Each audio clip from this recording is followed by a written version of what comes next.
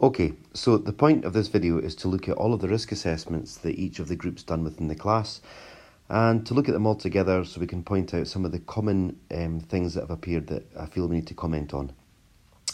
Most of the work was pretty good, to be fair. There's just one or two things that cropped up throughout all the pieces of work. Now, for that reason, I was going to put photos up and just a wee bit of written commentary about each of the pieces of work, but I thought it might be easier to do it as a video. I thought you might prefer that. So, let's look at the first one. This one here is pretty good, quite a good example of a risk assessment. What I'll do is I'll show you this here, their activity and areas. They've covered a few of the different activities and areas. It's mainly areas they've written about, which is fine. And then they've started to write about the hazards and risks. But if you look about what they've written, what they've mentioned is the hazard in each case, but they've forgotten to write about the risk. And that's really important. We need to write about the hazard and the risk so that later on we can think about, well, what regulations apply. So make sure when you're writing hazards and risks, you're including both the hazard, the thing that's presenting the danger, and the risk, exactly what might happen to the person because of that hazard being there. Okay, so they've done that all the way here as well, okay? So if we look at the next bit, everything else is fairly good. However, and this is quite common to a lot of different teams, I'll circle this one in a kind of purple circle thing, okay? This column here is called existing controls. Now, what a lot of the teams have done is they've actually put a bunch of recommendations in there, and recommendations should be in this column here. So what they've done is they've put a list of a list of recommendations into this bit, which should be the existing controls. For example, it says here, this is for the emergency lights not working. What they've said is that the maintenance or janitor should check if broken and something can't fix. I don't know what that says, can't read it. But basically, it's a recommendation, it's what they should be doing. And if you write about what you should be doing, then that's a recommendation. Existing controls is getting you to think about what is already in place that's designed to minimise risk. So things like, for example, in this particular case, the emergency lights weren't working, but at least there's emergency lights there. So existing controls would be, there have been emergency lights installed. The action required would be, get them checked, get them repaired, and then set up a regular schedule of maintenance for them. And that would be your recommendations. And that was something that a lot of teams done. If we look at the next one, it's cropped up here again. I'll use a green circle this time. Okay. What they've done here, this column that we're in, it's not very clear from the way they've laid out their work, but that's because they run out of space. This column is the existing controls. And what they've given is recommendations, okay? Shadow the shift on place for new staff, proper training before start night shift, okay? That's a perfectly good recommendation, but it should be in the recommendations column. This column, the existing controls column, when we're talking about the fact that it's short-staffed, then the recommendation would be this, because remember we're talking about this George case study. The existing control, I beg your pardon, is that the member of staff that was on had been fully trained and was qualified to be there. The recommendation is that he should be shadowed initially and there should be more staff on shift. So it's just, again, it's something that cropped up in the first one we looked at, making sure that we're clear about these existing controls. Because when you do your risk assessment task, which is assessment 2, which is in December time, you need to be really clear that you're aware of what the existing controls are as opposed to what you're recommending they do.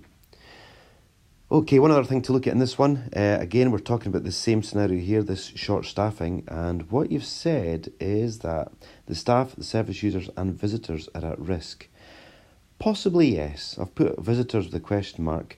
That's possibly true, they may be at risk, but to be honest with you, visitors shouldn't really be getting involved in the care of people anyway, and in this particular instance it was the care of George that was the problem. So you wouldn't expect visitors, particularly at night time when this incident took place, you wouldn't expect visitors to be affected by it.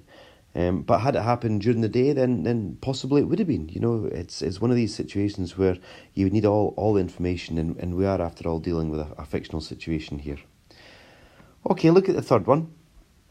This is a good one again.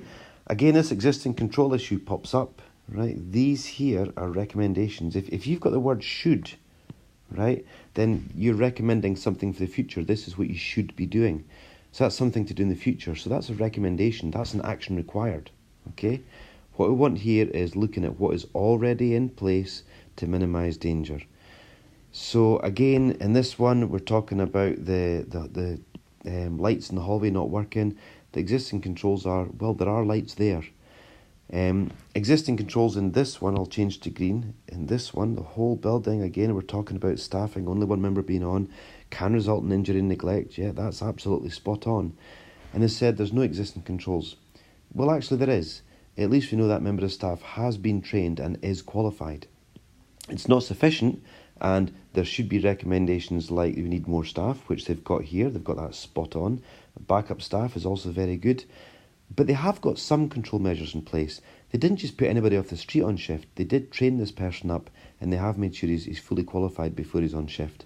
So there are existing controls, but clearly, because the accident happened, there's not enough there. So that's why we want the actions required, the recommendations. This is a very, very good example, by the way, of an action required here for a door that is unlocked or otherwise insecure. Ask why it was not locked.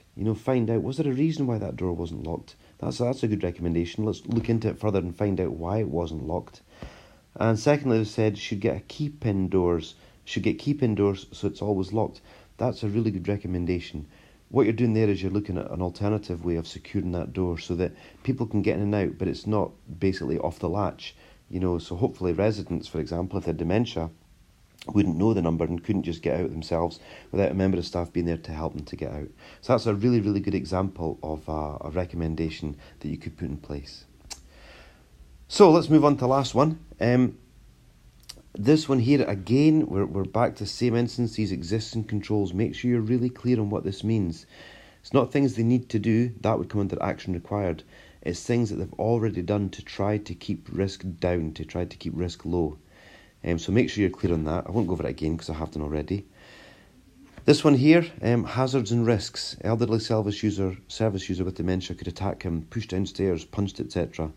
When I first read that, I laughed, but then I realised that actually it's a very valid point, because if you're on shift on your own and you're with a lot of people, some of whom could become aggressive or violent because of their condition, then that's a very valid observation, actually, and there really is the risk that could happen. Which means the staff members are at risk, but also so are the other service users. And that's all by virtue of the fact that you've only got one member of staff on shift. It does make everybody very, very vulnerable, so that's a really good observation. Again, here's another good example of a recommendation in that circumstance. Retrain staff? Well, possibly, yeah, if you need it, but certainly employ more staff. Absolutely, that's needed in this situation. And the only other thing to comment on here is that these scores here could have been higher. I think, and it's a subjective thing, it's an opinion, one member of staff, I think the severity of that potentially is very, very high. I would say up to 4 towards 5. And I would say the likelihood of there being a problem because of that, again, is up 3 to 4. And that would make this number bigger. 3 times 2 is 6. They've worked it out correctly. But I think the severity and the likelihood should be higher, which would push your risk factor up higher. And I think that's an important one just to think about. So there you go. I hope that's been helpful, and I hope you managed to listen all the way through it. My voice droning on isn't the most fun, I know, but there's a lot of good information there, and there's a lot of good points to pick up. So well done to all those teams involved. Thanks for watching.